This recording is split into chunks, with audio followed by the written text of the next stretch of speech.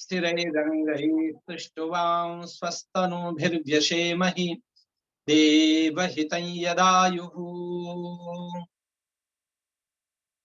अभी संस्कार की बात हमारे आदरणीय मुनि जी कह रहे थे और उन्हीं संस्कारों के ऊपर कुछ चर्चा करने के लिए आदरणीय आर्य जी भी मुझे कह रहे थे और इन दोनों को मैं सादर नमस्ते करते हुए आदरणीय हमारी कविता बहन जी, जिनका बड़ा मधुर भजन अभी हमने सुना कि पति और पत्नी में जहाँ स्नेह है, प्यार है, ये प्यार ऐसा शब्द है जहाँ कहीं भी हो जाए वहां स्वर्ग है। बस ये है कि उस प्रेम में कौन सी भावना होनी चाहिए और वो प्रेम कैसा होना चाहिए, ये हमें सीखना चाहिए, इसका ध्यान रखना चाहिए। कल हम चर्चा कर रहे थे विवाह संस्कार की पहली विधि स्वागत विधि पर, और स्वागत विधि की चर्चा करते हुए कुछ बातें हमने कही थी कि स्वागत ही इस संसार में, इस गृहस्थ आश्रम में एक ऐसी चीज है कि जो जिसे स्वागत करना आ जाए। देखिए, स्वागत लेना सभी चाहते हैं पर स्वागत करना कम लोग चाहते हैं, और जिसे स्वागत करना आ गया तो उसके घर में आनंद ही आनंद आएगा, क्योंकि इस संसार में पशु पक्षी प्राणी सभी स्वागत चाहते हैं और स्वाभाविक मनुष्य भी स्वागत चाहता है, और स्वागत यदि किसी को मिलता है तो वो प्रसन्न होगा ही होगा, वो चाहे किसी भी प्रकार का स्वागत हो। तो आज इस कड़ी को आगे बढ़ाते हुए हम चलते हैं। दूसरा है मधुपर्क विधि। देखिए, विवाह संस्कार में मधुपर्क विधि का भी अन्यतम महत्व है। आजकल तो मधुपर्क विधि कोई कराता ही नहीं है। मधुपर्क ऐसी विधि है जो प्राचीन काल में स्वागत के उपरांत दी जाने वाली वस्तु थी। मधुपर्क शब्द ही बड़ा सुंदर है। मधु अर्थात शहद, अर्थात मीठापन, अर्थात स्नेह, और पर्क अर्थात जहां पर मधु जुड़ जाए, जहां पर मधु मधुरता बह जाए, या मधु का सानिध्य जहां पर मिल जाए, और या मधु को जिसमें मिलाया जाए, उसे हम कहते हैं मधुपर्क। देखिए, मधुपर्क जो है स्वागत के बाद दिया जाने वाला पदार्थ है। जब वधु ने वर का स्वागत कर दिया है, उसे आसन दे दिया है, जल दे दिया है, तब उसे नाश्ता दिया जाता है। इसको मैं आज की भाषा में नाश्ता भी कहूंगा।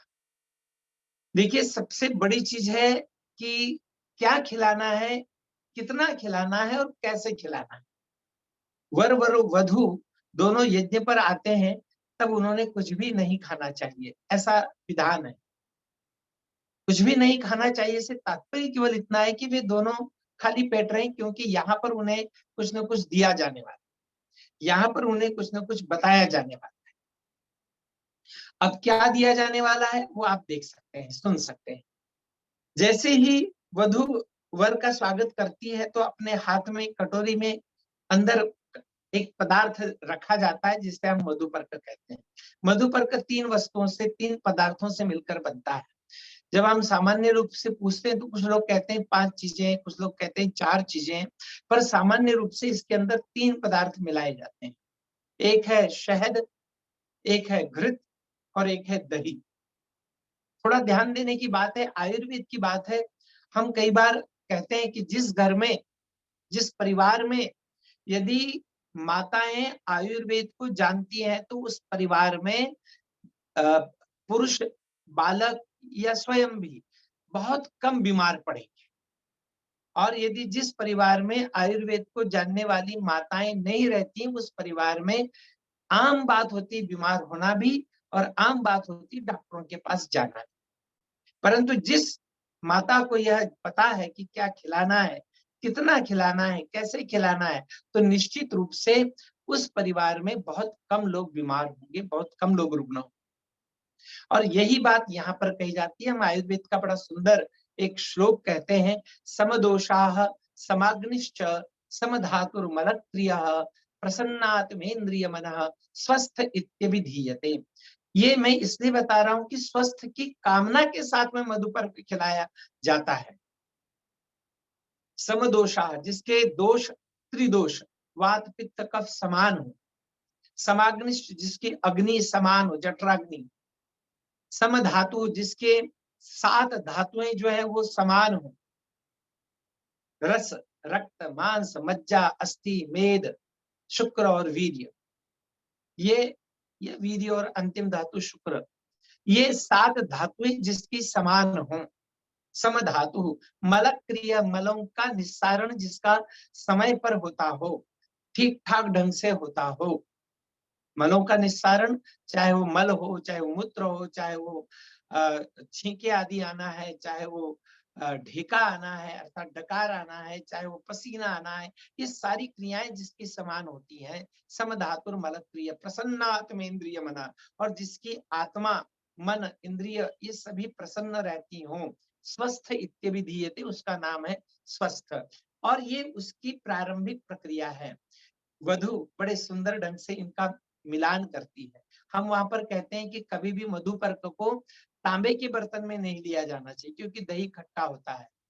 कभी भी मधुपर्क को वैसे तो कांसे का पात्र होना चाहिए, आजकल तो प्लास्टिक के पात्रों में भी वहां पर पंडित जी करवा देते हैं कार्य, परंतु प्लास्टिक में नहीं करना चाहिए। ये पात्र जो है हमेशा कांसे का हो या स्टील का हो तो भी चलेगा। उसके अंदर उसका मिलान भी कैसे करना है, कई बार हमने मधुपर्क जैसे ही देखा है अनेक विवाहों में भी, यदि पुरोहित ने कहीं कुछ गलती कर दी और मधुपर्क को ढंग से नहीं मिलाया और ढंग से नहीं उसके अंदर उसका संयोजन किया, तो उसको खाते से ही कई बार वधु को वमन हो जाता है, वर को वमन हो जाता है, उल्टी भी हो जाती है। तो इसका हमें ध्यान रखना है कि यदि शहद 1 चम्मच लिया है तो दही आपको 2 चम्मच लेना है और घृत जो है वो आधा चम्मच लेना है, और इसको जब मिलाएंगे तो ठीक ढंग से मधुपर्क तैयार होता है, और ऐसे ही मधुपर्क तैयार किया जाना चाहिए। तो ये मधुपर्क तैयार हो गया है, तो सबसे प्रथम वधु अपने हाथ में कटोरी लेती है और कहती है, ओम मधुपर्को मधुपर्को मधुपर्कः प्रतिगृह्यताम्, हे आर्यपुत्र आप इस मधुपर्क का ग्रहण कीजिए।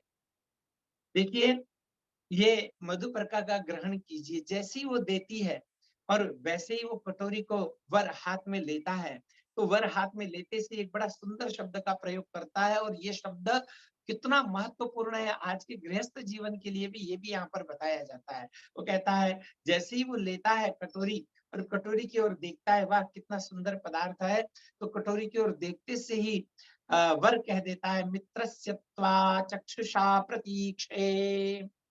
जैसे मित्र किसी की प्रतीक्षा करता है, किसी को देखता है, मित्र जैसे अपने मित्र की ओर देखता है, और जैसे ही मित्र मित्र की ओर देखता है तो मित्र के अंदर, उसके हृदय के अंदर जो भाव उत्पन्न होते हैं प्रसन्नता के, आनंद के, आज तूने मुझे जो ये कटोरी के अंदर मधुपर्क दिया है, इसे देख करके भी उसी प्रकार के भाव मेरे अंदर पैदा हो रहे हैं। ऐसा कौन कहता है? वर कहता है। और बस जैसे ही वर ने ये शब्द कहा, ऐसे ही हम यहाँ पर एक थोड़ी-सी चर्चा कर देते हैं, बात बता देते हैं कि जैसे कटोरी में दिए गए पदार्थ को देख करके आप प्रसन्न हो रहे हैं, ठीक इसी प्रकार आपको सदा जैसे ही आपके सामने थाली आए, तो थाली भोजन की आए, तो भोजन की थाली को देख करके ही, भोजन की थाली को देखते से ही मन में प्रसन्नता आनी चाहिए, मन में आनंद आना चाहिए, और कह देना चाहिए, वाह क्या बात। पति लोग हमेशा नाक सिकोड़ते हैं, हमेशा कुछ न कुछ गलतियाँ निकालते हैं भोजन में, कभी कहते हैं नमक कम है, कभी कहते हैं तीखा ज़्यादा है, कभी कहते हैं मीठा ज़्यादा है, कभी कुछ कहते हैं, कभी कुछ कहते हैं, आज ये भाजी नहीं बनाई, आज ये सब्जी नहीं बनाई। तो ध्यान रखना है सभी पतियों को, जो सुन रहे हैं ये भी ध्यान रख सकते हैं, और ये इस विधि में भी हम बताते हैं कि भई जो भी पत्नी के हाथ से बना हुआ पदार्थ आए, कभी उसे नाम नहीं रखना है, हमेशा कहना है वाह बहुत बढ़िया है। एक बड़ा सुंदर उदाहरण मुझे याद आ रहा है, कभी आचार्य रामप्रसाद जी वेदालंकार जी ने इस उदाहरण को दिया था, और उन्होंने कहा था कि भई ऐसे ही मैं एक विवाह करा रहा था, और विवाह कराते समय मैंने कहा था आज के बाद में पत्नी के द्वारा दिया हुआ पदार्थ आपको अच्छा ही लगना चाहिए, बुरा नहीं लगना चाहिए। और पत्नी को भी उपदेश दिया था कि आज के बाद में पति को जो अच्छा लगे वो पत्नी को लगना चाहिए, और जो पत्नी को अच्छा लगे वो पति को लगना चाहिए। और कैसा आहार होना चाहिए? तो वहां पर बताया ही गया है कि जो वात, पित्त और कफ को नष्ट करे, ऐसा आहार होना चाहिए। तो जैसे ही राम प्रसाद जी वेदालंकार लिखते हैं कि जैसे ही ये मैंने समझाया, तो पति और पत्नी कुछ दिनों बाद जब अपने शहर में गए, दिल्ली में गए रहने के लिए, और दिल्ली में जब वो दोनों रहने लगे, तो पत्नी को बहुत अच्छा खिचड़ी बनाना आता भी था और बड़ी अच्छा भी लगता था खिचड़ी खाना। उन्होंने खिचड़ी बनाई, और जैसे ही खिचड़ी बनाई और परोसी, तो पति ने देखते से ही कह दिया, अरे मुझे तो खिचड़ी बिल्कुल भी अच्छी नहीं लगती है। ध्यान देना, ये उदाहरण हम मधुपर्क विधि के समय भी देते हैं। जैसे ही पति ने कहा कि ये खिचड़ी मुझे बिल्कुल अच्छी नहीं लगती है, तो पत्नी को तुरंत वो बात ध्यान में आ गई, और पति को भी बाद में ध्यान में आया, अरे पत्नी ने बनाया हुआ पदार्थ है, इसे मैं नाम नहीं रखना चाहिए। उसने उस समय तो खा लिया। दूसरे दिन से पत्नी ने सोचा, अरे मेरे पति को खिचड़ी अच्छी नहीं लगती है, तो ठीक है, कल से मैं खिचड़ी नहीं बनाऊंगी। कहते हैं वे दोनों 8 दिन बाद वापस अपने अपने घरों में जाते हैं। घरों में जाते से ही क्या होता है कि पत्नी अर्थात वह कन्या अपने माँ और पिता से कहती है, पिताजी, माताजी, आज के बाद मैं खिचड़ी नहीं खाऊंगी। तो माँ कहती है, अरे बेटे तुझे तो खिचड़ी बहुत अच्छी लगती, क्यों नहीं खाएगी? बस अब मैंने छोड़ दिया, मैं नहीं खाऊंगी। और उधर जब लड़का अपने घर में जाता है, तो अपनी माँ को कहता है, माँ आज के बाद में मैं खिचड़ी खाना प्रारंभ करूंगा। मुझे खिचड़ी कैसी लगती है, आप अब अच्छी से अच्छी खिचड़ी बनाइए और मैं रोज खिचड़ी खाऊंगा। तो माँ कहती है, अरे बेटे तुम तो खिचड़ी कभी खाते नहीं थे। नहीं नहीं, अब मुझे अच्छी लगने लगी। कहते हैं फिर 15 दिन बाद दोनों दिल्ली जाते हैं, और जब जैसे ही अपने वहां पर मिलते हैं, तो पत्नी ने बड़े बढ़िया शाम को रोटी बनाने का सोचा, सब्जी बनाने का सोचा, और आटा गूंदने की तैयारी कर रही थी। उतने में पतिदेव आते और कहते हैं, अरे आज तो तुम खिचड़ी बनाओ, मुझे तुम्हारे हाथ की खिचड़ी बड़ी अच्छी लगती है, उस दिन मैंने खाई थी। अरे आपको तो खिचड़ी अच्छी नहीं लगती है? तो जैसे ये कहा खिचड़ी अच्छी नहीं लगती है, वैसे ही पति ने कहा, अरे देवी मैंने आज से खिचड़ी खाना प्रारंभ कर दिया है। और पत्नी कहती है, अरे देवता जी मैंने तो खिचड़ी खाना छोड़ दिया है। अब मुझे बताइए उनमें प्रेम बढ़ेगा या घटेगा? एक दूसरे को देखना है और एक दूसरे को जो पसंद हो वो अपनाना है। इस मधुपर्क विधि में भी क्या हो रही है, बात समझने की है।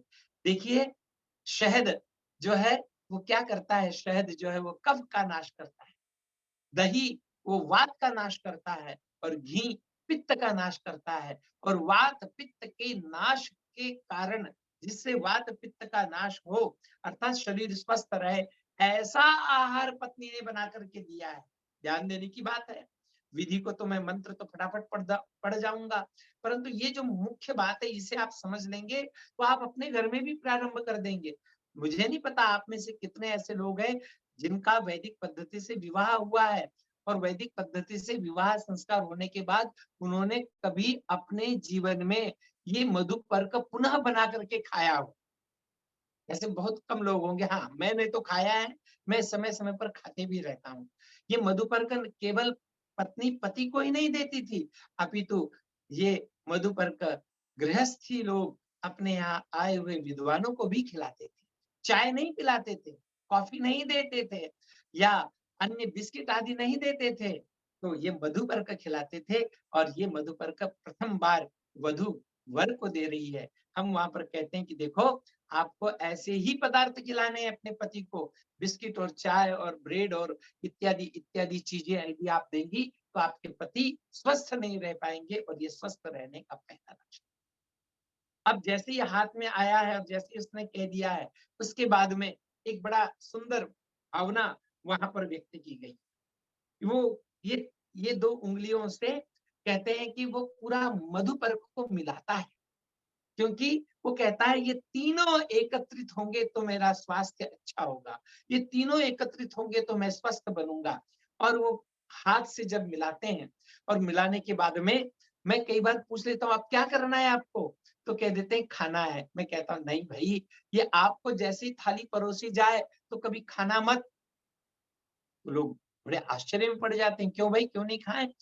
सबसे पहले हमारे कुछ बंधु क्या करते हैं कि भोजन से पहले थोड़ा सा भोजन किन्हीं देवताओं के पास में रख देते हैं और कहते हैं मैं नैवेद्य लगा रहा हूँ। तो मैं उन्हें कहता हूँ आपको प्रतिदिन नैवेद्य लगाना है, पर किनको नैवेद्य लगाना है? जैसे ही आपकी पत्नी ने थाली परोसी, वैसे ही आप बस और कुछ मत करना।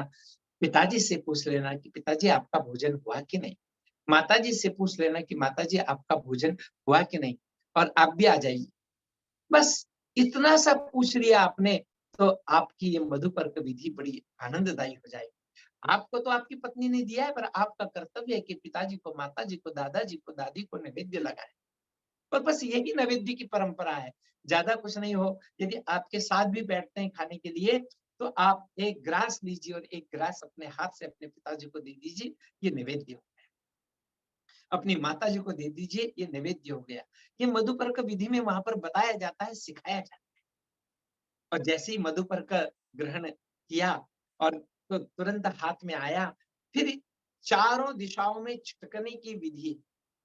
ओम रुद्रास्त्वा त्रिष्टवेन, ओम आदित्यास्त्वा जागतेन, और इस प्रकार से ऊर्ध्व भी छीटा जाता है और कहा जाता है चारों ओर छीटा है। इसकी भावना है कि मैं सबसे पहले सबको बांटूं, सबको खिलाऊं और बाद में मैं खाऊं।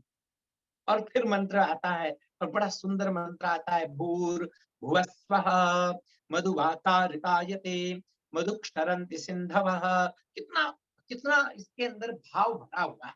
मधुवाताऋतायते, अरे आपने मुझे ये जो पदार्थ दिया है ना, ये अब मैं इसको ग्रहण कर रहा हूँ। तो कैसे ग्रहण कर रहा हूँ? ऐसे ग्रहण कर रहा हूँ, सारा का सारा मेरा जीवन अब मधु बन जाएगा, शहद के समान बन जाएगा, मीठा बन जाएगा। मधु, ये जो हवाएं चल रही है ना, ये जो हवाएं बह रही हैं, ये मेरे लिए मधुर हो जाए। ये जो नदियों का जल जो बह रहा है ना, ये मेरे लिए अब मधुर बन जाएगा। इतना ही नहीं, मधुनक्त, अब मेरे लिए सारी रात्रियां मधुर बन जाएंगी, आनंदित बन जाएंगी। कितना सुंदर भाव है इन मंत्रों में। जब पुरोहित, आचार्य, विद्वान इन मंत्रों को बोलता है, तो ये मंत्र निश्चित रूप से उस अर्थ को प्रकट, आगे तो बड़ी गजब की बात कही है। मधुमानो वनस्पति मधुमानस्तु सूर्य माध्विर्गावो भवन्तु, ये सब कुछ, ये सारा संसार आज तुझसे मैंने विवाह किया है। ध्यान देना, मैं कई बार कह देता हूँ उन लोगों को कि भाई, अब आपने एक बार विवाह किया, तो ये जैसी भी है, अब ये आज के बाद में ऐसा मानना है कि ये मेरी, ये अब मेरे जीवन को मधुरतम बनाएगी, और ये जैसा भी है आज के बाद मेरा है। इसके दोष आज के बाद मेरे दोष हो जाने चाहिए और इसके गुण मेरे गुण हो जाने चाहिए। जैसे मैं अपने दोषों को देखते हुए भी, अपने दोषों को करते हुए भी उनको क्षमा करते रहता हूँ। ठीक है, अब मेरे से गलती हो गई, आगे से मैं नहीं करूँगा। ठीक है, अब मैंने ये गलती कर दी, आगे मैं गलती नहीं करूँगा।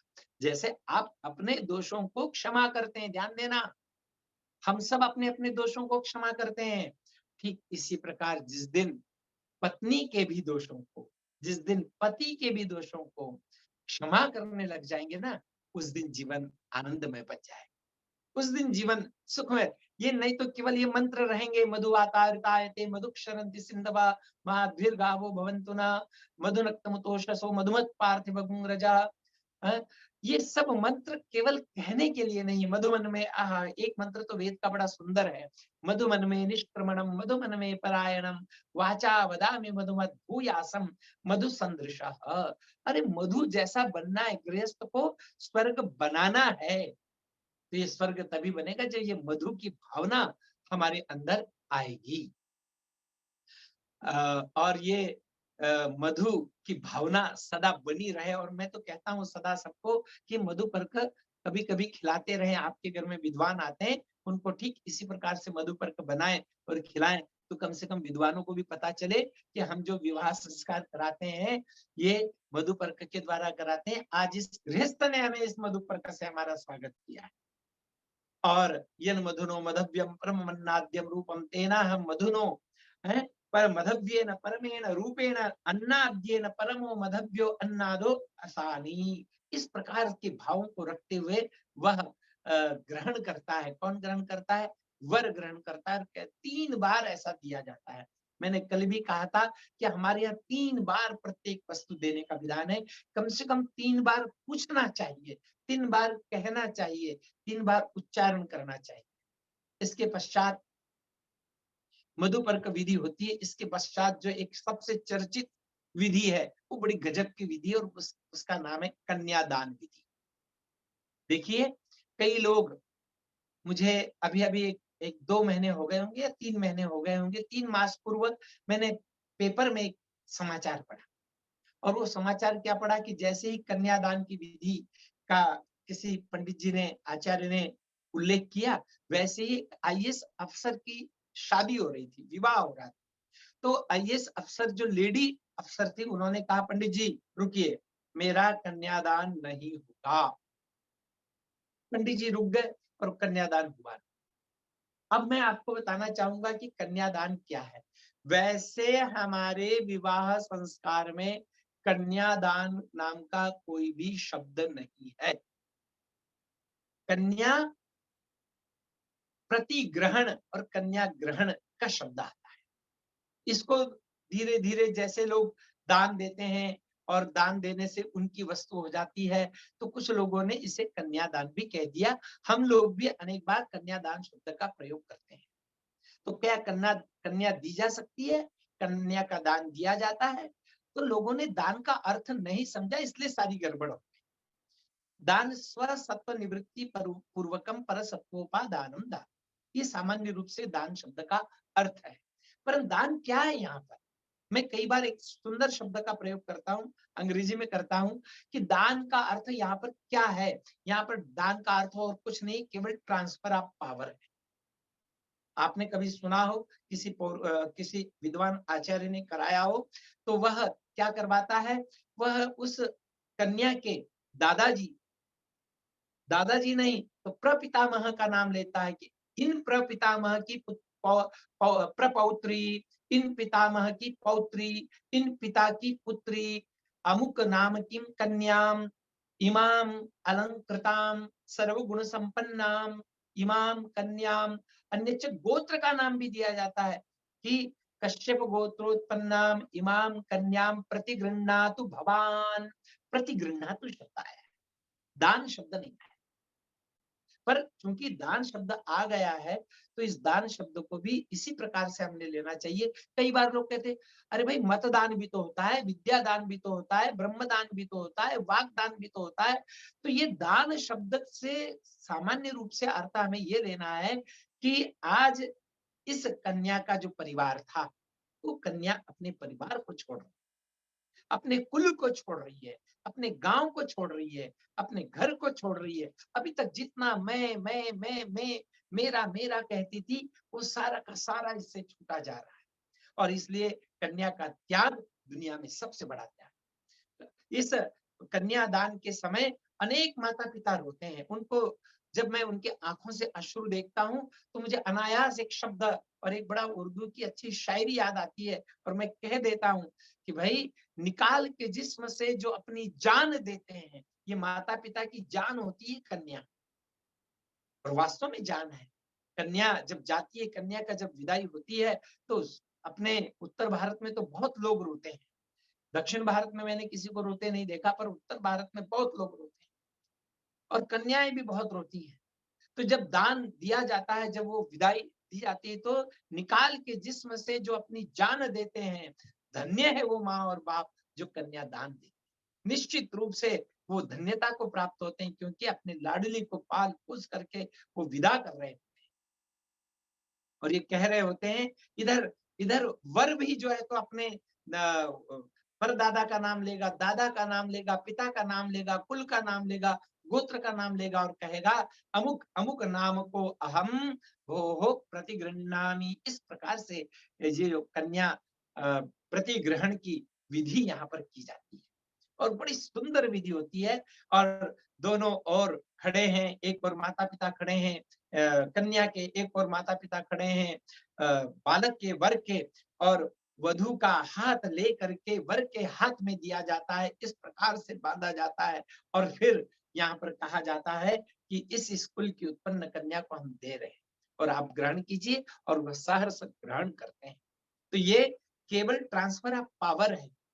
आज तक इसका जो अधिकार, इस कन्या को जो मैं मेरे अधीन थी या मेरे पास में रहती थी, या मैं जो चाहता था या ये जो चाहती थी मैं इसे करने देता था, आज के बाद हम इसे आपको सौंप रहे हैं।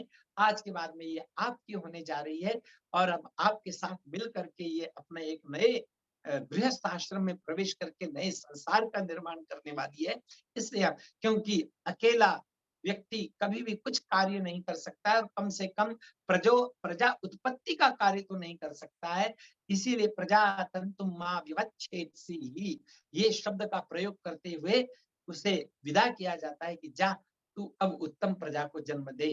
क्योंकि विवाह संस्कार का एकमात्र उद्देश्य यदि कोई सा है तो वह यह है कि गृहस्थ में जाकर के हम प्रजा का निर्माण करेंगे और प्रजा का निर्माण ही नहीं करेंगे अपितु संसार का पालन पोषण भरण पोषण भी करेंगे।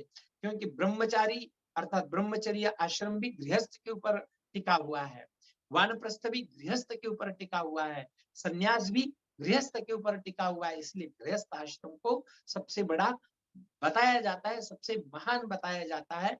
और यहाँ पर इस प्रकार से कन्यादान की विधि संपन्न होती है। इसके साथ में एक विधि और की जाती है, वो विधि है गोदान। देखिए, इस अवसर पर गोदान, वास्तव में तो गोदान पहले करना चाहिए, बाद में कन्यादान कर, क्योंकि गोदान शब्द आया है इसीलिए इसे कन्यादान भी कहा जाता है। तो कहते हैं गाय का दान दिया जाता है, मेरी बिटिया जा रही है और आज ससुराल जा रही है, उसे मैं उसे ऐसे ऐसे चीजें दूं जिससे कि जिनका दूध पी करके, जिनका वह दोहन करके अपने शरीर को भी उत्तम करे और उस परिवार का भी भरण पोषण उत्तम रीति से करे। इसलिए गाय का दान दिया जाता था। तो गाय, मैं कई बार कह देता हूँ भाई गाय लाओ, आजकल लोग कोई गाय लाते नहीं, कोई गाय देते भी नहीं और ना कोई गाय लेते हैं।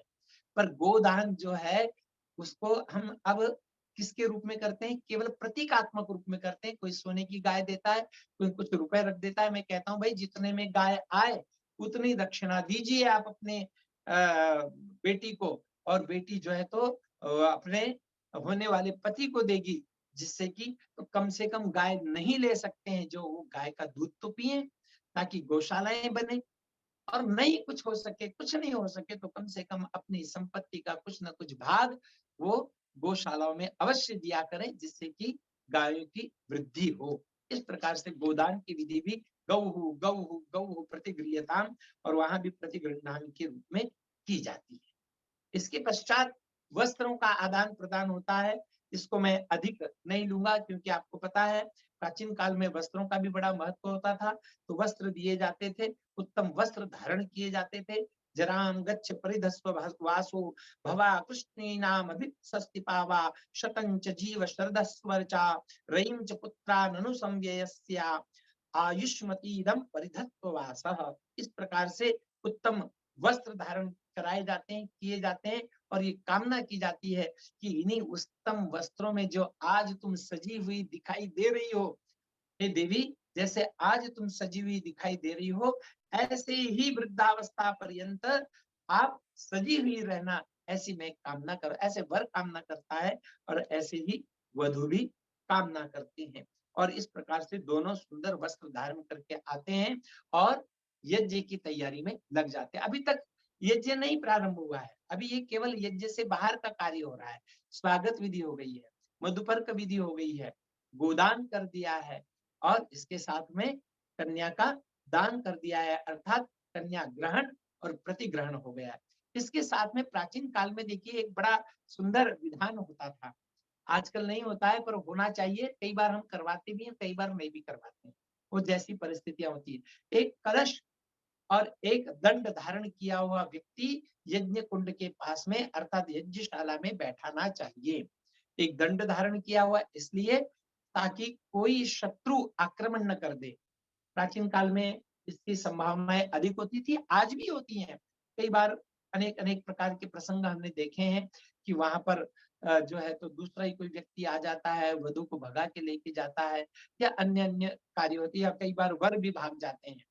तो वो ये सही ढंग से रहें या कोई इनके ऊपर आक्रमण न कर सके, इसलिए दंडधारी व्यक्ति। और कलश इसलिए रखा जाता था कि कभी संभावना होती है, आजकल तो होटलों में या ऐसी स्थानों पर होते हैं यज्ञ या विवाह संस्कार जहाँ पर आग लगने की अत्यंत संभावनाएं रहती हैं, तो वहां पर कलश धारण करने वाला और दंड धारण करने वाला कोई व्यक्ति वहां पर अवश्य बैठा हुआ होना चाहिए। अब जैसे ही ये सब विधि होती है, एक बड़ी सुंदर विधि आती है। वैसे तो इसे हम प्रतिज्ञा विधि भी कहते हैं, और बड़ी गजब की है प्रतिज्ञा विधि। देखिए, आचमन के पात्र रखे हुए हैं। हम क्या करते हैं, जैसे ये वर का आचमन पात्र है, ये वधु का आचमन पात्र है। मैं वधु को कहता हूं कि आपके आचमन पात्र में जो जल है, वो जल आप इस आचमन पात्र में डाल दीजिए। और फिर हम कहते हैं कि देखो, ये आपके हाथ में जो जल था, अब उदाहरण के लिए समझ लीजिए, आपके हाथ में जो जल था वो ललितपुर का था, और दूसरे के हाथ में जो जल था वो जो है झांसी का था। अब ये झांसी और ललितपुर का जल है, अर्थात वर के हाथ में झांसी का जल है और वधु के हाथ में ललितपुर का जल है। ललितपुर का जल अब वधु ने झांसी के जल में मिला दिया है। फिर हम कहते हैं आप दोनों, अर्थात वर के हाथ के नीचे वधु का हाथ रखा है और उनके हाथ के ऊपर एक कटोरी रखी हुई जिसमें जल है। और फिर अब इस मंत्र की व्याख्या की जाती है। बड़ी सुंदर व्याख्या है, बड़ी हृदय स्पर्शी व्याख्या है। समञ्जन्तु विश्वे देवाः समापो हृदयानिनौ सम्मातरिश्वासं धाता समुद्वेष्टि दधातु नौ। बड़ा सुंदर मंत्र, और इस मंत्र को जिसने धारण कर लिया उसका गृहस्थ क्या कहते हैं, उसका गृहस्थ आनंदमय हो जाता है, मंगलमय हो जाता है, श्रेष्ठ हो जाता है, उसका गृहस्थ पार हो जाता है। मैं प्रश्न पूछता हूँ वहां पर वर और वधु से, भले ही कितने पढ़े लिखे होते हैं, उनसे प्रश्न पूछता हूँ। मैं उनसे एक प्रश्न पूछता हूँ छोटा, कि बताइए, दूध के अंदर यदि पानी मिला दिया जाए तो उसे अलग किया जा सकता है कि नहीं? साधारण आम तौर पर लगभग उत्तर यही देते हैं, हाँ अलग किया जा सकता है। कोई एक आधा बिरला वर और वधु होते हैं जो ये उत्तर देते हैं कि दूध और पानी को अलग किया जा सकता है, और अधिकतर उत्तर देते हैं अलग किया नहीं जा सकता है। स्वाभाविक बात है, अलग किया जा सकता है दूध और पानी को। उसका चूर्ण बना करके, अर्थात पाउडर बना करके, दूध पाउडर आप सभी परिचित हैं, उससे जल निकाला जाता है और फिर बाद में जल मिलाया जाता है। तो दूध में पानी मिलाया जाए तो उसे अलग किया जा सकता है, पर पानी के अंदर यदि पानी मिलाया जाए तो उसे कोई सा भी इलेक्ट्रॉन, प्रोटॉन, न्यूट्रॉन कोई भी अलग नहीं कर सकता है। और बस यही समझाने की बात होती है कि आज ललितपुर का जल झांसी के जल में मिल गया है। अब संसार में कोई भी ऐसी शक्ति नहीं है जो इस पानी को अलग कर दे। तो ठीक इसी प्रकार आप दोनों भी जो मिल रहे हैं ना, ये दोनों ऐसे मिल रहे हैं जैसे जल मिल रहे हैं। जैसे जल को कोई अलग नहीं कर सकता है, ठीक इसी प्रकार से आप दोनों को भी कोई अलग नहीं कर सकता है। आप दोनों को मतलब कौन दोनों को? वर और वधु। हम सीधा कहते हैं भाई हमारे यहाँ जोड़ने की विधि है, तोड़ने की कोई विधि नहीं है। तोड़ने के लिए शब्द ही नहीं है हमारे। तलाक हमारा शब्द नहीं है, डाइवोर्स हमारा शब्द नहीं है, हमारे पास संस्कृत में शब्द ही नहीं है। ज्यादा से ज्यादा संबंध विच्छेद कह देते हैं अब हम। मराठी में बड़ा सुंदर शब्द है, घटस्फोट कर देते हैं, अर्थात इन दोनों का घट टूट गया है। परंतु फिर भी वो जो तलाक शब्द है, वो जो डाइवोर्स शब्द है, उस शब्द का अभी तक हमने कोई भाषांतर नहीं किया है, क्योंकि हमारे यहाँ तोड़ने का कोई कार्य ही नहीं था।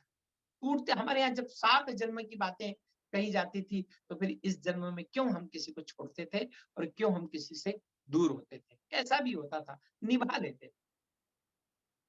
तो यहाँ पर मंत्र है, समंजन्तु विश्वे देवाः। दोनों पति पत्नी हाथ में जल लेकर के कह रहे हैं, अरे मेरे सामने बैठे हुए सभी देवी देवताओं, ये सारी देवी देवता, मैं कहता हूँ आप दोनों पति और पत्नी नहीं है, आप दोनों राम और सीता हैं। और आपके समक्ष जो बैठे हैं विश्वामित्र, वशिष्ठ, श्रृंग, दशरथ, सभी जनक, ये सारे लोग बैठे हुए हैं। ये समझ लीजिए ये सारे देवगण आपके समक्ष बैठे हुए हैं, और आप ये देवगणों से प्रार्थना करते हैं, समंजन्तु। समंजन्तु अर्थात मिलिए, एकत्र होइए, विश्वे देवाः, हे विश्व के देवताओं, आप सब एकत्रित हो जाइए। समंजन सम आपो हृदयानिनो, आप दोनों जान लो, आप सभी लोग जान लीजिए, आज से हम दोनों का हृदय कैसा हो गया है जल के समान। अरे जल मिल जाता है तो फिर अलग नहीं होता है। हम दोनों इस जल के समान रहेंगे। समंजंत विश्वे देवाः समापः हृदयानिनौ। और देखिए बार बार एक शब्द आया है नौ, द्विवचन शब्द आया है। हमारे यहाँ एक विवाह के अलावा दूसरे विवाह करने की अनुमति नहीं थी। बहुत अलग परिस्थितियों में कोई करता था तो करता था। सामान्य रूप से हमारा समाज कभी भी द्विविवाह नहीं करता था, बहुविवाह नहीं करता। कहते हैं समंजंत विश्वे देवाः समापो हृदयानिनौ सम्मातरिश्वा समधाता समुद्वेष्टि दधातु। ये तो और भी बड़ी बात है। देखिए मातरिश्वा का नाम है वायु। जैसे कहते हैं वायु के बिना कोई व्यक्ति थोड़ी देर भी जीवित नहीं रह सकता है, तो वो दोनों प्रार्थना कर रहे होते हैं, हम दोनों भी आज से प्राण वायु के समान एक होने जा रहे हैं। अर्थात प्राण वायु जैसे एक के बिना हम नहीं रह सकते हैं, ठीक इसी प्रकार से आज से आप दोनों भी अर्थात हम दोनों भी यदि वे मंत्र पढ़ें तो कहते हैं हम दोनों भी वायु के समान रहेंगे, अर्थात एक के बिना एक नहीं रह सकेंगे। ये प्रतिज्ञा करते हैं, इसका नाम प्रतिज्ञा मंत्र है। बड़ा गजब का, जिसने ऐसी प्रतिज्ञा कर ली ना वो कभी भी इधर उधर भटकेगा नहीं। हम तो सीधा कह देते हैं वहां पर।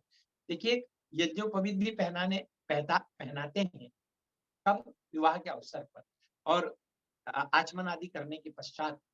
आजकल तो लोग यज्ञोपवीत धारण नहीं करते, पर हम उस समय धारण करवा देते हैं और कह देते हैं कि 3 धागे हैं, 3 प्रकार के ऋण हैं, 3 काम करने हैं और 3 काम कभी भी नहीं करने। मातृ ऋण, पितृ ऋण, गुरु ऋण, इनके ऋणों से आपको मुक्त होना है, इनका ऋण चुकाना है और 3 काम कभी भी नहीं करने हैं।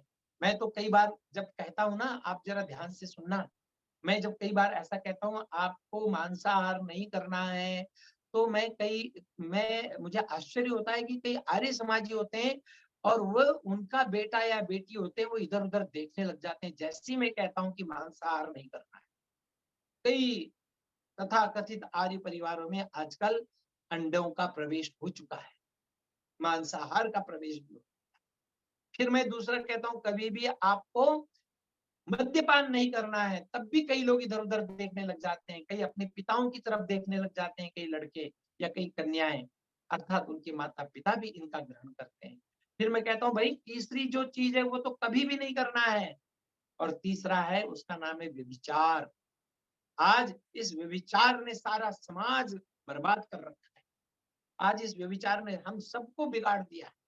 सारा वर्ण संकरता फैल गई है, सब कुछ फैल गया है। तो मैं उनसे निवेदन करता हूँ दोनों पति पत्नियों से, भाई कुछ भी हो जाए आज के बाद बस एकमात्र पति और एकमात्र पत्नी यही रहेंगे और कहीं मैं इधर-उधर नहीं देखूंगा। यदि यज्ञोपवीत धारण करके रखना है तो इन चीजों का पालन करना और इन चीजों का पालन करोगे तो यज्ञोपवीत गले की शोभा बनेगा और सदा सर्वदा आप रहेंगे। तो तात्पर्य केवल इतना है, समंजन्तु विश्वे देवाः समापो हृदयानिनौ सम्मातरिष्वा समधाता समुद्वेष्टि दधातु। और भी कहा है कि जैसे उपदेशक और श्रोता इन दोनों का, जैसे गुरु और शिष्य इन दोनों का संबंध होता है, ये दोनों बड़े प्रेम से रहते हैं। सुनाने वाला भी बड़े प्रेम से सुनाता है, सुनने वाला भी बड़े प्रेम से सुनता है। ठीक इसी प्रकार हम सब भी ऐसे ही प्रेम पूर्वक, हम दोनों भी सदा प्रेम पूर्वक बने रहेंगे। ये प्रतिज्ञा ये दोनों जल लेकर के आते हैं। पानी हमेशा नीचे की ओर जाता है, कभी ऊपर की ओर नहीं बहता है। सूर्य लेता है पर बहने में ऊपर की ओर नहीं जाता है। ये दोनों प्रार्थना करते हैं कि हम भी जल के समान कितने भी निम्न से निम्न होना पड़े, नम्र से नम्र होना पड़े तो हो जाएंगे, पर कभी अहंकार नहीं करेंगे, कभी मैं नहीं करेंगे। इस प्रार्थना के साथ में यहाँ पर यह संकल्प मंत्र जो है पढ़ा जाता है, प्रतिज्ञा मंत्र पढ़ा जाता है। तो चूंकि अगली विधि अब मैं प्रारंभ करूं, यज्ञ का विधान है और वो विधि प्रारंभ करूं तो समय चूंकि समाप्ति की ओर है, वो पूरा अभी नहीं हो पाएगा। तो आज 5 मिनट पूर्व ही मैं अपने वक्तव्य को यहीं इस विधि के साथ ही समाप्त करता हूं और फिर जो भी शेष होगा कल जितना भी हो जाएगा उतना करेंगे, और यदि शेष होगा तो अन्य समय जब भी हमें मिलेगा इस पूरे संस्कार की व्याख्या करने का प्रयत्न करूंगा। तो बहुत बहुत आभार डॉक्टर अखिलेश शर्मा जी का। और किसी के मन में कोई शंका हो तो फिर से पूछ लीजिए जी। तो डॉक्टर साहब ने बात बताई है, उसमें लगता है कहीं आपको कोई शंका तो आप अपना हाथ उठा दीजिए, हम आपको आमंत्रित कर दें। किसी के मन में कोई शंका हो तो, किसी के मन में कोई भी शंका हो तो आप पूछ सकते हैं। कुछ प्रश्न आए थे क्या शायद कुछ तो? जी डॉक्टर साहब, प्रश्न तो नहीं आया है, लेकिन कोई शंका किसी के मन में हो तो जरूर। हाँ, सीमा राजस्थान पूछिए। सीमा जी।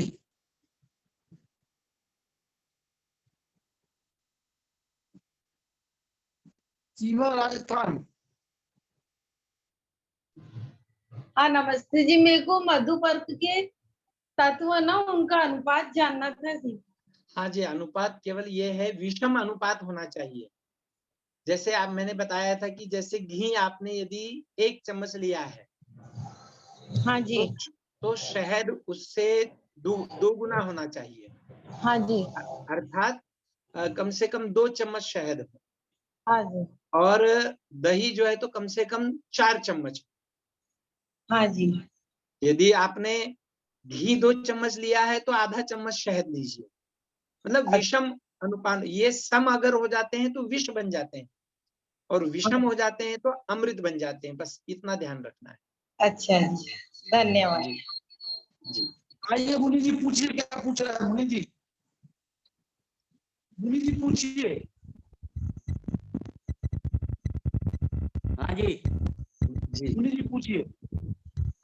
आचार्य जी, मैं ये कह रहा हूँ संस्कार विधि में मैं है कि जो दही में घी व शहद मिलाया जाता है उसका परिणाम 12 तोले दही में 4 तोले शहद अथवा 4 तोले घी मिलाना चाहिए। तो अथवा लग गया है इसमें बीच में, तो 3 पदार्थ नहीं हो रहे, 2 ही हो रहे हैं। वो इसीलिए लगाया है कि कई बार लोगों को भान नहीं होता है कि वो सम मात्रा में मिला देते हैं जी। और सम मात्रा में मिला देते हैं, इसलिए संभव है क्योंकि आयुर्वेद में जो मधुपर्क बनाने की विधि है वो तीनों को मिलाने की विधि है। तो यहाँ पर तो ये संस्कार विधि है ना महर्षि जी की। हाँ हाँ हाँ हाँ। तो अथवा उन्होंने इसीलिए दिया है कि इससे कोई सामान्य व्यक्ति करने जाए और कुछ गड़बड़ ना हो जाए। नहीं तो इसमें 3 पदार्थ हो रहे हैं। हाँ तो 3 तो पदार्थ है ना। 12 तोले दही में 4 तोले शहद अथवा 4 तोले घी अथवा 4 तोले शहद अथवा 4 मिलाना चाहिए। हाँ हाँ हाँ। महर्षि दयानंद जी ने उसको अथवा करके एक पदार्थ को कम कर दिया है, परंतु जब हम आयुर्वेद में पढ़ते हैं तो वहां पर जो मधुपर्क बनाया जाता है वात पित्त और कफ के नाश के लिए बनाया जाता है, और वात पित्त और कफ के नाश के लिए वहां पर 3 पदार्थ जोड़े जाते हैं। अच्छा।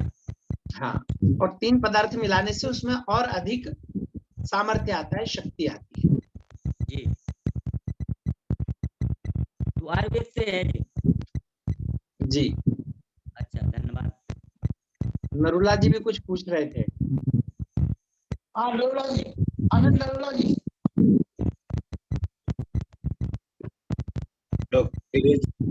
नरुला जी।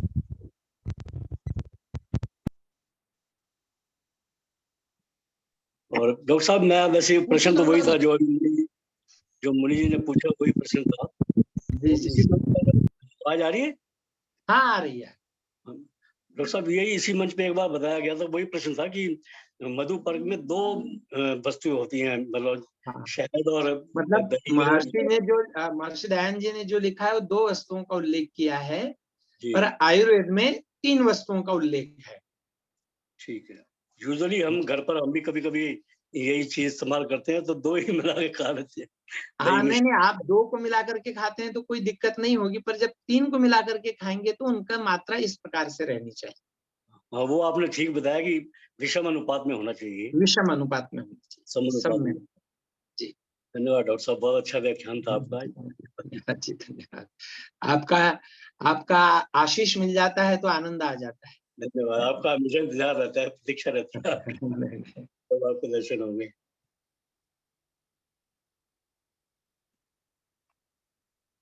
जी, और कोई प्रश्न हो तो पूछ सकते हैं, नहीं और तो किसी के मन में कोई शंका हो, हाथ उठा दीजिए, इशारा कर दीजिए वीडियो खोल करके, तो समझ जाएंगे। चलिए, और कोई बोलना चाहे चलिए। तो उनसे बुलवा दीजिए। इंद्रपाल सिंह राजपूत जी भी जुड़े हुए हैं हमारे जी। कपिल रस्तोगी जी पूछ रहे हैं बेटा, कपिल रस्तोगी जी, कपिल आइए, कपिल जी।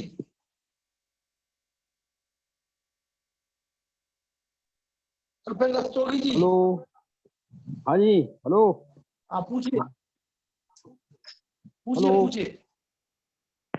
मैं ये पूछ रहा बोलिए। था आचार्य जी, ये हाँ जी, कन्यादान शब्द जो है क्या, हाँ भाई जी, हम अपनी बेटी को देते हैं और वो अपने हाँ बेटे को देते हैं, तो हमारी लड़की जो है उनके परिवार में जाती है, ये परिवार दूसरे परिवार से जुड़ता है, तो उसमें जी। कन्यादान का क्या मतलब है? दान के विषय में मैंने वही बात बताई कि वो जो गोदान है उससे वो कन्यादान उस शब्द में हम प्रयोग करते हैं, परंतु हमारे जो गृह सूत्र हैं, जो महर्षि दयानंद ने संस्कार विधि लिखी है, वहां पर कन्यादान शब्द नहीं आया है। कन्या प्रतिग्रहण है, मतलब वो कन्या को दे रहे हैं और उससे ले रहे हैं। तो हाँ यहाँ पे दान हाँ केवल दान इसी अर्थ में है कि जैसे मैंने आपको कहा कि ट्रांसफर ऑफ पावर गोदान। के अर्थ में है। हम्म, वो दान रुपए पैसे वाला दान नहीं है। कन्या तो हमेशा जब तक माता पिता जीवित हैं तब तक उन्हीं की कन्या कहलाएगी वो। हाँ हाँ, कन्या के माता पिता ये नहीं बदल सकते हैं, हम्म, परंतु वो जो अधिकार है वो बदल रहे हैं। हाँ सही कह रहे हो, जी, ठीक है, गोत्र नमस्ते। बदल रहा है, कुल हाँ बदल हाँ, रहा है। जी मैं भी बोलना चाह रहा हूँ, थोड़ा मैं भी पूछना चाह रहा हूँ। जी जी जी जी जी, ठीक है, बोलिए। धन्यवाद सर। हाँ, आचार्य अखिलेश जी, आप मेरी आवाज सुन रहे हैं? जी जी, आ रही है। हाँ, मैं सुधीर कुमार बंसल फरीदाबाद से। जी इसमें ये पूछना था कि दही का जो प्रयोग है मधुपर्क में, उसका जो है वो अ, अ, अर्थ क्या है? आपने शायद बताया था, मेरा ध्यान इधर उधर चला गया था। किसका? तो जो मधुपर्क में हाँ हाँ जी, हाँ जी, हाँ जी, शहद और हाँ शुद्ध घी और जी जी, दही, हाँ तो हाँ। इसका दही का जो है वो देने का देखिए, अर्थ मधुपर्क में क्या है? शहद जो है वो कफनाशक है, दही जो है वो वातनाशक है, और घृत जो है वो पित्तनाशक है। तो वात, पित्त और कफ, ये तीनों का नाश हो, और मेरा पति या मेरा जो भी जिसका मैं स्वागत कर रहा हूँ, कर रही हूँ, वो सदा स्वस्थ रहे, तीन दोषों से रहित रहे। क्योंकि आयुर्वेद यही कहता है कि वात, पित्त और कफ के बिगड़ने से ही सारे रोग हमारे अंदर आते हैं, और ये रोग ना आए इसलिए ये प्रारंभ में दिया जाता है। लेकिन आचार्य जी, जी, इस अर्थ के अलावा एक वैदिक विद्वान है सत्यानंद, हाँ जी, सत्यानंद वेदवागीश, वेदवागीश जी, हाँ जी, हाँ जी, वेदवागीश, उनके 2-3 संस्कार मैंने अटेंड किए हैं। जी और जी, आपके लिए बता दूं कि मेरा खुद का विवाह संस्कार जो है वो एक वेद व्याकरण, अब तो वो डेथ हो गई है, सत्यानंद वेदवागीश थे, जी जी जी जी, बिल्कुल बिल्कुल बिल्कुल। वो मेरे मामा थे। अच्छा जी, अच्छा जी, हाँ, वो मेरे उनके मामा थे, दर्शन उन्होंने किए मेरा हैं, विवाह उनके संस्कार। व्याख्यान सुने हैं, उनके साथ बहुत से यज्ञों में गया हूं मैं। हाँ, जी तो बाद में तो उनकी शक्ति थोड़ी क्षीण हो गई थी, जी जी जी लेकिन जी 1977 में मेरा विवाह उन्होंने करवाया था। जी और उसके बाद में एक मेरी 3 पुत्रियों में से एक पुत्री का विवाह 2011 में उन्होंने ही करवाया। जी जी, वाह, क्या बात। तो उन्होंने जो अर्थ, उसके अलावा एक वेदवागीश जी जो दूसरे हैं, उनके हाँ भी 2 प्रोग्राम मैंने अटेंड किए हैं। हाँ तो जी, उन्होंने जो है वो मधुपर्क में जो शहद हाँ और शुद्ध घी और दही हाँ, के का जो आपने जो अर्थ बताया वो तो बताया ही, लेकिन जी साथ जी में एक अर्थ और भी बताया है, वो मैं थोड़ा शेयर करना चाह रहा था, यदि जी जी, आपकी अनुमति हो। अवश्य अवश्य। शहद के लिए तो उन्होंने कहा कि आपकी जबान मीठी होनी चाहिए, हाँ कंठ मीठा होना चाहिए। जी और घी इसलिए बताया था कि वो आंतों के लिए बहुत अच्छा होता है, तरल पदार्थ होता है, पाचक जो है वो होना चाहिए, आप में इतनी शक्ति रहे कि आपकी पाचन तंत्र ठीक रहे। और दही इसलिए बताया था कि जीवन में जो विशेषकर दही का जो प्रयोग है, तो ये अभी मुनि जी जो बोल रहे थे कि या और कोई बोल रहे थे कि 2 ही जो है वो पदार्थों का प्रयोग होता है मधुपर्क में। ऐसा नहीं है, विधान तो 3 का है जो ऋषि ने दिया है।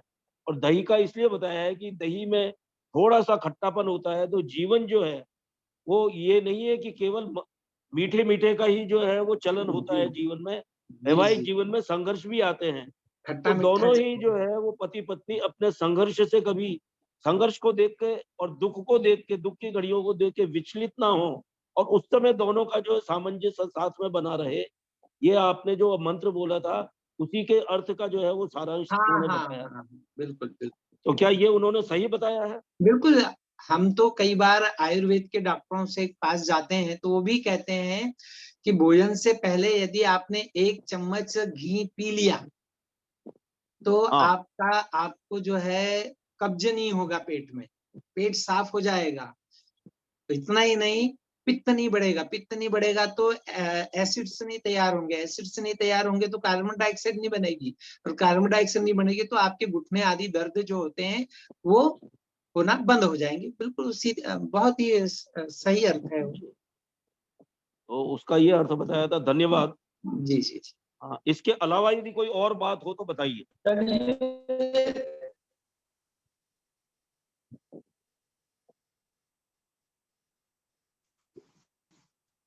नहीं, उसके अलावा कोई मतलब प्रश्न और हो तो बताइए। डॉक्टर हाँ जी, शास्त्री जी। 2 मिनट जी जी, नमस्ते नमस्ते नमस्ते शास्त्री जी, नमस्ते, नमस्ते। नमस्ते जी। हाँ जी, हाँ जी। व्याख्या तो बड़ी अच्छी लगी आचार्य जी। जी, जी। और बड़ा अच्छा रहा इसमें इसमें। जी जी, मैं बोल रहा हूँ और इसमें मैं भी पहले 3 वस्तुओं को मिलाया करता था मधुपर्क में जी, शुरू जी। में, जी, लेकिन जी। स्वामी दयानंद सरस्वती की संस्कार विधि को विधिवत जब दृष्टिपात किया, देखा तो उसमें 2 ही वस्तु का उन्होंने निर्देश किया हुआ है। जी, जी, जी। दही 4 तोला है तो 1 तोला आपको माने तृतीयांश या चतुर्थांश करके उन्होंने प्रयोग किए हैं जी, कि जी। आप उसमें मधु डाल देंगे तो मधुपर्क ही कहलाता है। उन्होंने स्पष्ट कहा कि मधुपर्क उसे कहते हैं जिसमें 4 तोला दही में 1 तोला घृत अथवा मधु मिला दिया जाए तो वह मधुपर्क बन जाता है। इसका मतलब है कि घृत अगर मधु न मिला तो घृत भी मिला देंगे दही में तो वो भी त्रिदोष नाशक हो जाता है। त्रिदोष नाशक के गुण उसमें आ जाते हैं। यदि दही में केवल मधु मिला जाए फिर भी त्रिदोष नाशक हो जाता है और अथवा घी मिला जाए फिर भी त्रिदोष नाशक हो जाता है, क्योंकि महर्षि दयानंद भी आयुर्वेद को पढ़े होंगे और आयुर्वेद पर उन्होंने बहुत काम भी किया था। अगर वो आयुर्वेद की दृष्टि से लिखे होते तो और कह सकते थे, लेकिन और न करके वाह कर दिया है, अथवा कर दिया है। इससे हमें ये गौर करना होगा ऋषि के शब्दों पर कि हम किसी 2 को ही मिला के मधुपर्क कर सकते हैं और उसके गुण प्राप्त हो सकते हैं, क्योंकि घृत का प्रयोग तो यज्ञ में किया ही जा रहा है और उसको सेवन नासिका के द्वारा सूक्ष्म रूप से तो वर वधु ग्रहण कर ही लेते हैं। ये और ये मुख्य रूप से ये कहा जाए कि आयुर्वेद घृतम, आयुर्वेद में घृत को आयु कहा गया है और आयु की दृष्टि से यदि वो मधु में घृत भी मिला दिया जाता है तो वह उसका मधुपर्क की विधि को सेवन के लायक हो जाता है। इस भाव को यदि हम द्योतित करें तो ज्यादा अच्छा होगा। ऋषि के शब्दों पर विचार भी होगा और ऋषि दयानंद के विचारों से हमें तालमेल खाएगा इस भावना से। और उसके साथ ही साथ एक पक्ष और भी है इसमें कि महर्षि स्वामी दयानंद सरस्वती ने जो कुछ भी कहे हैं वो आयुर्वेद को ही लक्षित करके, वेद को लक्षित करके ही कहे हैं और उस भावना से हमें करना चाहिए। आचार्य ये स्वामी जगदीश्वरानंद सरस्वती ने भी 3 की चर्चा कर दी है, लेकिन महर्षि दयानंद 2 की चर्चा करते। वो इस प्रकार से तथ्य को लेकर के यदि हम करें तो एक रूपता हमारी बनी रहेगी।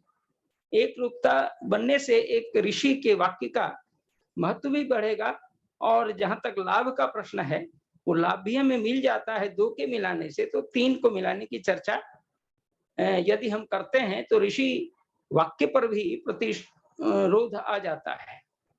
इसलिए आचार्य श्री से मैं कहना चाहता हूं कि 2 को ही मिला करके यदि हम मधु बना देते हैं तो 3 की आवश्यकता नहीं है, ये कहने का जो पंडित पुरुषोत्तम मुनि जी ने भी उठाया वो, और हमारे अनिल नवला जी ने भी उठाया है, वो बात सत्य लगती है। और इसके साथ ही साथ व्याख्या तो बहुत होती रही है और बहुत ही सुंदर व्याख्या हो चुकी है, इसलिए इस पर ज्यादा मनन चिंतन जहां तक हुई है वो बहुत अद्भुत है। और खास करके कन्यादान, और अभी खास करके बिहार के अंदर एक बहुत बड़ा प्रसंग आता है कन्या निरीक्षण का।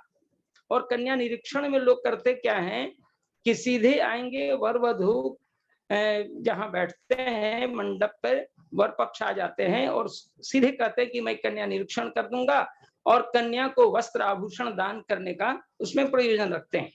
कई बार बात फंस जाती। मैं कहा कि भाई पहले नहीं होता है, जब तक वैदिक रीति में स्वागत विधान नहीं हो जाता, मधुपर्क, गोदान और कन्या प्रतिग्रहण, जिसको कन्यादान के रूप में सामान्य भाषा में कहते हैं, वो जब तक पूरा नहीं होगा तब तक वधु जो है वो आपके कुल की नहीं हुई है अब तक।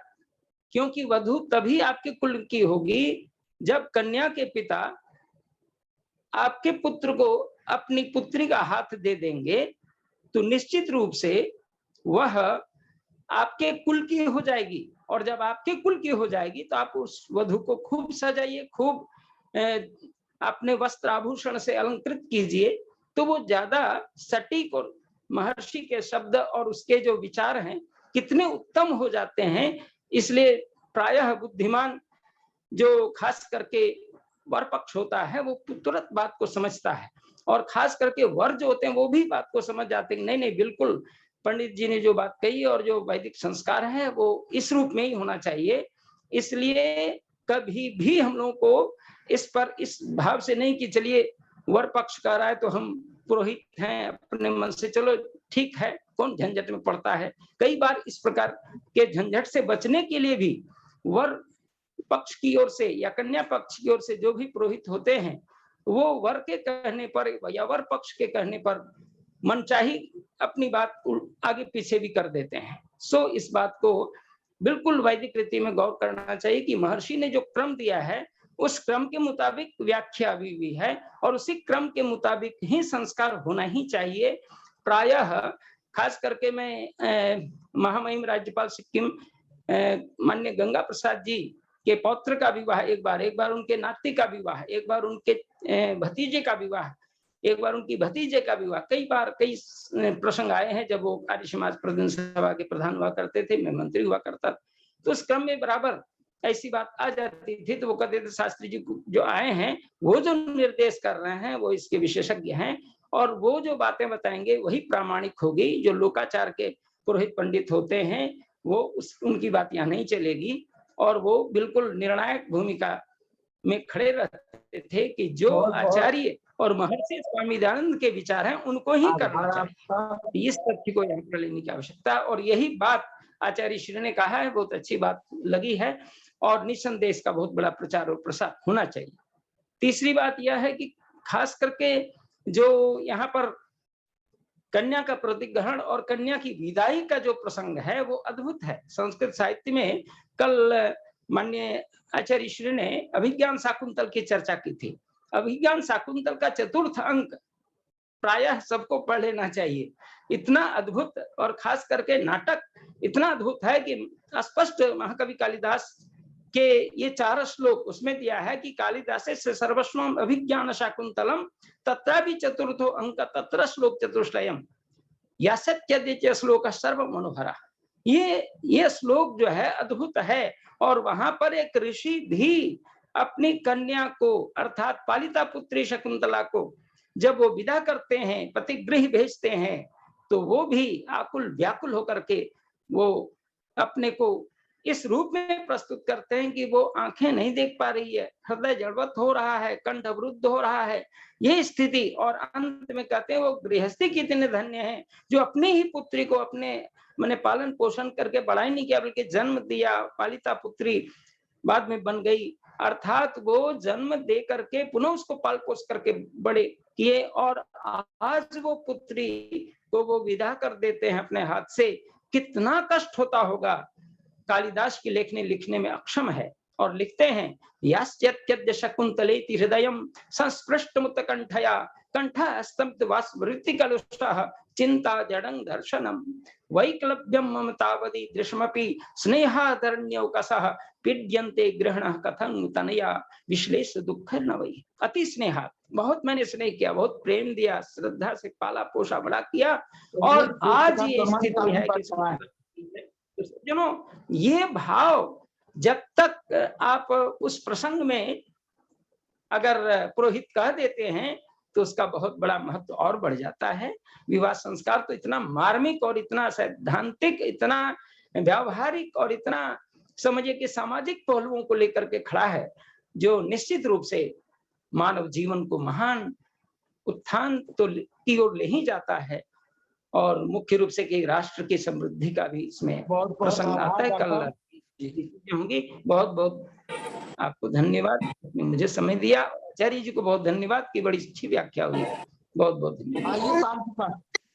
शांति अंतरिक्ष शांति पृथ्वी शांति रात्रि शांति दया शांति वनस्पतयः शांति देव शांति ब्रह्म शांति सर्व शांति शांति रेव शांति श्याम शांति रेदि ओम शांति शांति शांति जो बोले सो सनातन वैदिक।